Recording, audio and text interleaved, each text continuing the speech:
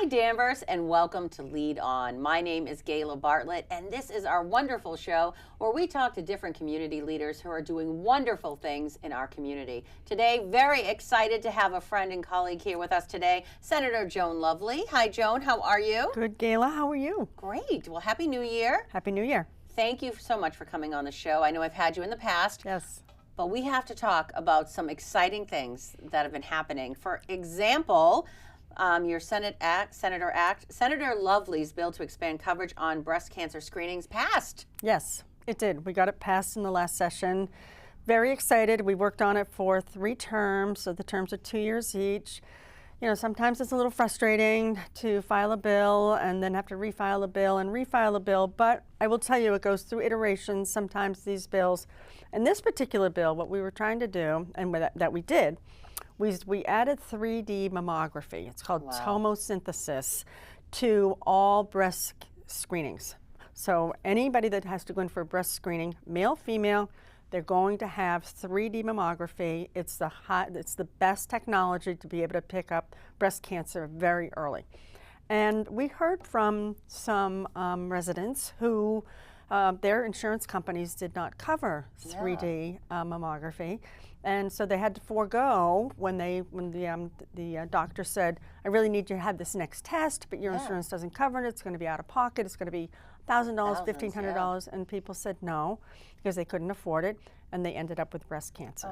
So now this mandates that all insurance companies here in Massachusetts cover this breast screening, this latest type of breast screening, so that we can pick up cancer early. So we got it passed. It took 3 times, but we were able to get it done. Very exciting. Just relieved. It's a huge sense of relief for everyone that they'll be able to have this technology available. Right. So this is the second stage, so the regular mammogram, and then if they find anything, this would be the second? Well, actually, most insurance companies, there were a few that still weren't, but Mass Health was covering this. My insurance covers this, right? So when I go in to get my mammogram, it's 3D. It's tomosynthesis. Mine is not. I don't have to, you know, go with the kind of second tier and then go up if they find something, because we want to find it right away. Okay. And if the lower technology, the older technology doesn't pick it up, they may not then say, well, then you need this one. Everyone will get this one right out of the gate. So is this already passed? So like if I call, it's passed, and say I want this, it's law. Wow. Yes. Okay. You can get it. You know, see, things like that we don't know, and I think that's why it's important to talk to the people, our senators that are there, because you are dealing with this, and that was a term that you just spoke of that I didn't know and have never had. Right. So now to advocate for myself is huge, because not knowing only hurts us. When you go in for your mammogram, just say, is this 3D technology? If you go to North Shore Medical Center for your scans, already have it there. Okay. They already have it there. So if your insurance didn't cover it in the past, they may say, well, this is what we have, your insurance doesn't cover it, you may have to go get a screen somewhere else. Now everyone has to offer it. That's great. And it's paid for. That is wonderful. Yeah. What a huge step. It is. It is, and I'll tell you, we worked really hard to get this bill passed. I got in front of everybody who would listen to me and just say, this is why we need to do it. But really big shout out to like the Susan Komen Foundation and you know, the Cancer Society. Everyone was behind this bill and said, great. This is absolutely what has to happen, and we got it done. Wonderful allies. And the fact that it was actually named after you, that's got to be pretty rewarding to know that your name is on a bill that actually got passed. My name is on it, but with a whole bunch of other legislators as well. All beside you, we fighting were all, the battle. All partners in getting it done. I love it. Yeah. That's huge. Well, kudos to you and the team and everyone who worked on that. Thank you for you. that. So bills that passed in 2024, and if everybody, I think it's important for people to understand, first of all, if you could let everybody know what cities and towns that you are in charge of, that you cover and support. Represent Beverly, Danvers, Peabody, and Salem. Okay, so pretty broad. Yep. And you live in Salem. Great district. Grew up in Beverly. Okay. Met a Salem boy 44 years ago, married 40 years last year, and we've raised our family in Salem. Wonderful. So you've got the Beverly Salem side going. Yep. You're in Danvers all the time. Love Danvers. Charming, You're in Salem. charming town. You're everywhere. Yep, Peabody. I'm going into my 13th year Wow. in the legislature, in the Senate, and I've really gotten to know the business community, the residents. I make myself very available. I think it's important that people know who their representatives are in government. So that's why I'm very intentional about it and have these conversations. And not only that, but if they go to your website, Yes. you have your own website. Yes. Yes, so all that information is there, all the bills we've passed in the last sessions, all the committees I've sat on. We're waiting for committee assignments. We're at the beginning of a session again. I am the chair of the Temporary Rules Committee. Rules is a committee that I lead, and I'm hoping to lead it again. So I am the chair of the Temporary Rules Committee as we put our new rules together for our new session. That's exciting. Yeah, it is. Rules are very important. They're very dry. You know, who really cares about the rules? They're really important on the way we conduct ourselves and how we make ourselves available to the public. We want to be very transparent about how we conduct our work, and it's all contained in our rules. And what's great about you, you know, you talk about being reachable and out there for everybody. Like, you have your office hours in Danvers. They're at the Senior Center, I believe. Yes, so I do office hours in a different senior center every Monday morning. Wow. And I also do Brothers Deli here. Yeah. As well. Added that in as well. So different senior center, and also do it at Brooksby Village because they're their own precinct in Peabody. Are they? Yes, they are. Their own precinct. Their own precinct. Oh my. Yes, and then so that's every Monday morning, and then every Monday afternoon we do virtual office hours. So for people that aren't able to join in person, we Zoom. So I have a question. Is Brothers or the Senior Center more populated? Because, I mean, Brothers is a happening spot. Where are they going more? The Senior Center or the Brothers? I mean, because there's food involved over here. Right. Well, there's food involved in both. Okay. We always bring something. I deliver cupcakes to all the senior centers weekly for their birthday celebrations. That's so cute. You know, to be able to celebrate seniors I love there. that. Yeah. So they're both happening. They're both happening places. I'm going to tell you, if someone's going in for, breakfast at Brothers, or they're going to the senior center to take an exercise class. They see you when they're there. They're there. They're there. So our senior centers are great. Oh, they're beautiful. Really active communities. And I've yet to be in the Salem one. I want to take a tour of that. Oh, it you should. Beautiful. Yeah, it's very busy. It's really good. And it took them a long time to get that. It so did. I was part part of that process when I was on the city council. Yeah. But we got that done. That's wonderful. Yeah. So why don't you share with us some of the bills that got passed in 2024? Sure. So one of the bills is the Affordable Homes Act, and where we bonded for over $5 billion to really jumpstart our housing starts. We're behind. We're about 250,000 construction of houses in Massachusetts over the last few decades. We really did a lot of that in the 50s and 60s, and things slowed down, and now it trickles here and there. It's not enough to be able to house everybody who wants to live here. We're seeing some out-migration of some of our younger folks to southern states where it might be a little cheaper to live. And because we now have hybrid work schedules, someone can live in another state and work here in Massachusetts. So, but we really want to keep people, especially people who come here for our education, especially our higher ed. We're the brain state, #1 in the country and for education. So we want to keep that designation, but also keep people here. So this is a way to do that. We also want to rehab a lot of our older structures for housing authority buildings, for example, that haven't seen some upgrades in the last few decades, so that we can keep for example, our seniors here, aging in place. One really great thing that Salem did, and now it's law through the Affordable Homes Act, is these accessory dwelling units. My husband and I just put one in our home above our garage, so we can actually rent at a reduced rate for someone. So we've created another housing unit, and someone lives above our garage in a fully equipped unit.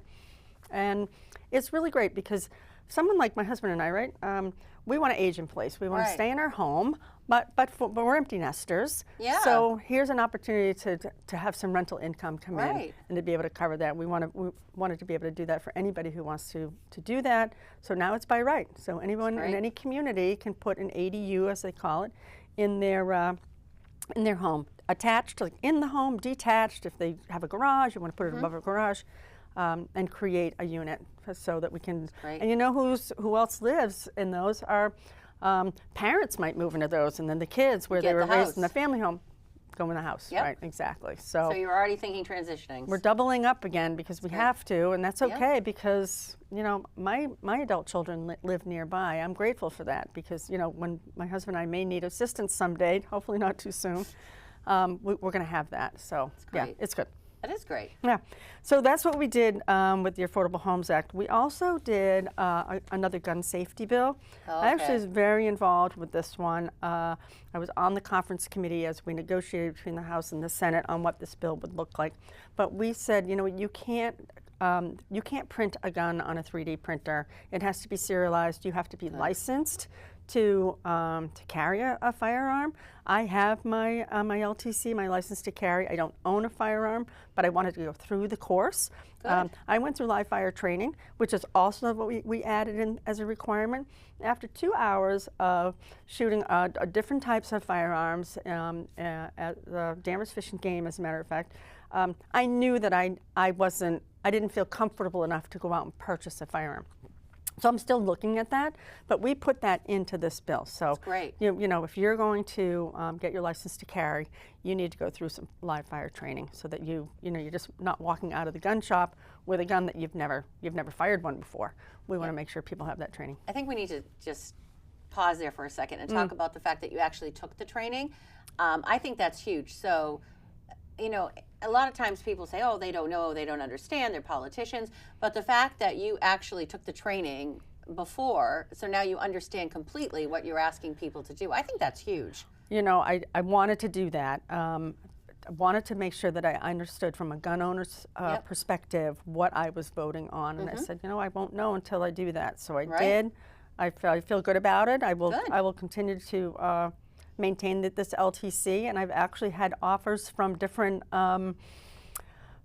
trainers who said, "You need some more training? I'll do that with you. Let's go. We'll go back to Danvers Game or whatever the gun range is where they are." That's and I said I would appreciate that because for me, I want to feel very comfortable. And then, of course, you have to have a gun safe and you know all of those protections if you're going to have a firearm in your residence. It's a lot. Yeah, and you know what? For the extreme risk protection order, so that's for someone known to to a family, not friend. We've put some restriction on this, but if someone is having a mental health crisis and they're a harm to themselves or others, and they have an LTC and they own firearms and they're in the home, we can petition the court. Someone can petition the court. It would be a police officer, a mental health professional, and we just actually added school administrators to that list as well. It's due process. The police would remove the firearms, but the person would go to court, be seen by a medical professional to see what's going on. Are you okay? Yeah. You know, we want to make sure that you can have your firearms. We want to make sure that you're safe and that others are safe around you. So we expanded that as well. We thought that was a good thing to do. I think in our society now you need that. I think that's a piece that's important. There was another school shooting where in Tennessee? The other day. Was it Monday or Tuesday? Yeah, I think there was, it's weekly. And you know, we're really one of the only countries on this planet that encounter this. If you go to Great Britain, their gun laws are so strict. They've had one mass casualty shooting in the last 40 years, I'd say. One, because they're very strict. Yeah. Now Second Amendment rights, so you know, people feel very strongly about their Second Amendment rights. We want to respect that. It is part of our U.S. Constitution. How do we balance that with keeping people safe? And the mental health piece is huge. It is. It absolutely is. So, you know, we saw, just moving on to another issue, we saw these private equity firms that own medical facilities, Steward, for example. There was heavy reporting requirements for that. Apparently, Steward was not complying with those reporting requirements. They had to show their books. The now governor, who was the attorney general at this time, was suing them to get those reports, you know, the financials, et cetera. So we've put a lot more safeguards into place to make sure that something like this doesn't happen again. Good. We want to, it should not have happened. And so now there's corporate and financial safeguards in place to make sure that this doesn't happen again. That's great. Yeah. So we did a big maternal health bill. Really proud of this bill, where we created a state licensure pathway for midwives. We're seeing a lot more birthing individuals having their being cared for during their pregnancy and having their babies in birth facilities, not necessarily in a hospital. If you're a low risk patient, then you can safely have your birth experience in a birthing facility like the North Shore Birth Center, which closed, right, at Beverly Hospital, where I'm working hard with a contingent, a pretty big contingent who wants to reopen a facility on the North Shore. It won't be at Leahy Beverly. Right. They have decided they don't want to go in that direction anymore. Okay, that's fine. But it will be, I can't say too much because it's still really in its kind of planning process, but it's going to happen. That's great. Yeah, and so we'll bring that opportunity back. And it's not just for, moms that are having babies. It's actually for someone like me, who wants to get my care in a facility, for my GYN care, for older women. So they also offered that at the birth center as well. Wow. They had a big patient contingency of older women or just women that were looking for their GYN care. Yes. So that went away. So we want to bring that back as well. That's great. Yeah, it really is great. So really exciting about the maternal health space. And then we did lower prescription drug costs.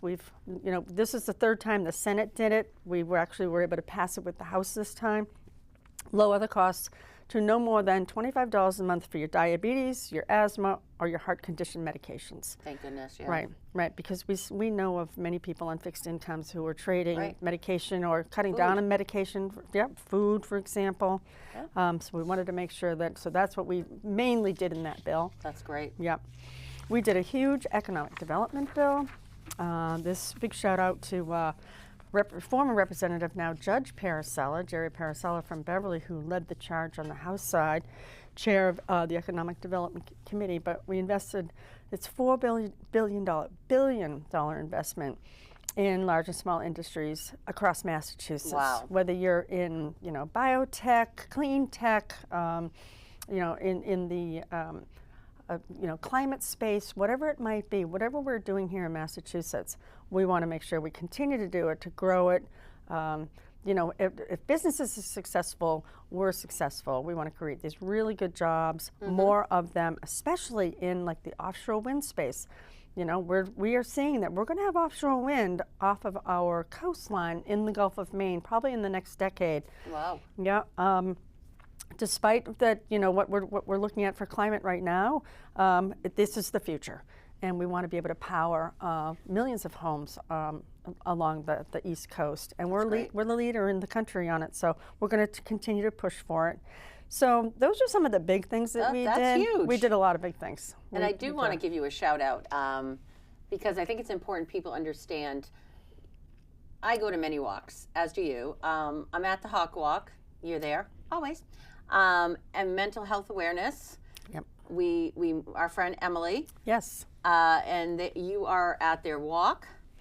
You are at everywhere they are supporting such a great group. Mental Makeover. Yeah. You have shared your survivor story, which is powerful. And I think the work you do for sexual survivors is huge as well. And I personally don't think you get credited enough for that. So I want to thank you publicly for that and all the work that you do, because you're a huge advocate, and a lot of people wouldn't be where they are without support from someone who has walked the walk. And you have to talk about it. You do. We have to talk about it. That's hard to talk about. It's uncomfortable. It's uncomfortable for people to hear that, that a child's being sexually abused. But 1 in 4 girls and 1 in 13 boys in this country, including in this state, are sexually abused before they turn 18. 25% of girls, think about that. It's enormous. It's horrible. It is.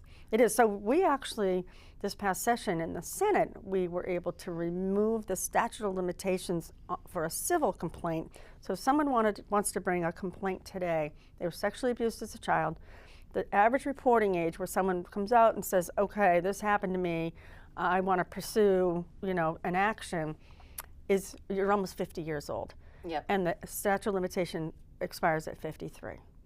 So really, by the time you really get that courage to come forward, the clock has run and you can't do it. We actually passed a bill to remove that. You can bring an action at any time. We didn't get across the House, across the line in the House, but we have refiled it. We have reconvened with the House counterparts that I'm working with to be able to work on it again this session. I feel pretty confident that we can get it done this session. It's huge. It is. I want to say north of 20 states have done this. It's probably more like 25 states, so probably half the country has done this. And it's time for Massachusetts to do this. You know, we either lead or we lag. We're lagging in this one, but we need to protect kids. Absolutely. It's huge, and you do a great job advocating, so thank you. So one more thing now that we've talked about your legislative work and how empowering you are and mentoring and all the great things you do in our communities, we've got to talk about the time management piece, because every time I turn around, I could see you. There are days I do 2 events, but there's days you do 4 and 5. So I'll be here and then I'll go over there and there you are again. I'm like, okay. So prioritizing. So you have your Senate work. So you have office hours. You're a mom. You're a wife. Oh, and you're a grandmother. Can we talk about the babies? Oh my God, so cute. How do we balance all that? How do we balance it? Because that's a lot. It's a lot. You're on 24/7. I'll tell you, at the beginning before I raise my hand and say I'm going to run for election or re-election, I always say to myself, I have this internal conversation, are you ready to make the commitment? And I know what that commitment means to me. That, you know, I'm an all-in person. You are all in. So I know what that means. I sit down with my family, and I will tell you, when I raised my hand to run this past time, my husband said, I'd love to see you at home just maybe a couple of nights a week. And I said, I promise. So, you know, he and I are, again, empty nesters, so moving into that next transition of a long-term marriage. And, but you know what? I will tell you that I get my sleep. Good. I sleep. I can't function without my 7 or 8 hours. And then I do balance it, you know. I mean, this is where social media is a good thing, or, you know, the cell phone. I can, I'm talking to I'm babysitting Sunday morning. My daughter's like, can you watch the kids Sunday morning? Absolutely, sign me up. Yeah, absolutely. Grab me time, I'm there. Yeah. We make it work. We balance it. I have to give a big shout out to my staff. They make this happen. I don't make this happen all by myself. I have an amazing team that work hard every single day, and they're with me side by side to, you know, respond to our residents and our constituents on, you know, we get a lot of, you know, difficult phone calls and emails. People are hurting in different ways, whether it's housing insecurity, food insecurity, they need a tank of oil, or they're just feeling some pressure and they want to talk, and that's what we do. That's what we're there to do. And then the policy, you know, is important, because then we can make these long-term impacts. So I make it, you know, I have to say, some days are longer than others, but in the end it balances out, and we just feel so good about the work. And we're helping so many people. Yeah, you are. We You're are. doing great. Yeah. And you know what? Big shout out to Rep. Kearns.